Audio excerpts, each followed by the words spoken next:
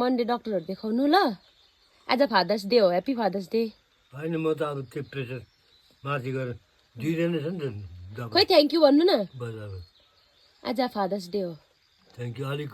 प्रार्थनाहरू पनि गरिदिनु ओके ए यो त हुँदैन मलाई चर्च जानुपर्छ नि त अन्त जाति हुन्छ प्रेसर त ल हेरौँ अब दबाई कोही दबाईले पनि काम गरेन भने दिँदैन नि दबाई जानुपर्छ चर्च डराउँछ नि त कि जाउँ माजु कहाँ जानु न चर्च अब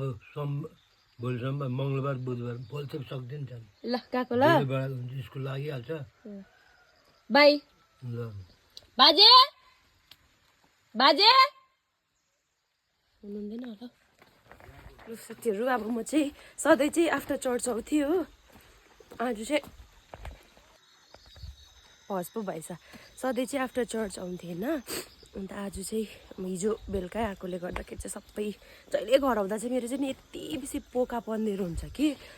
हल्कासँगले हिँडौँ भन्छु कि हुँदैन कहिले पनि ब्याग पनि पोका पनि हो दिप्सिकाले कहिले धर्न पाउने रहेछ बिचरा आज त मेरो बाबा बिमार हुनुहुन्छ नि त कि अन्त खुसी लाग्यो प्रार्थना गरिदिनु भन्दा त ठिकै छ प्रभुले काम चाहिँ गर्नुहुँदैछ होइन विश्वास गर्छु एक दिन बाबाको हृदयमा पनि बोल्नुहुन्छ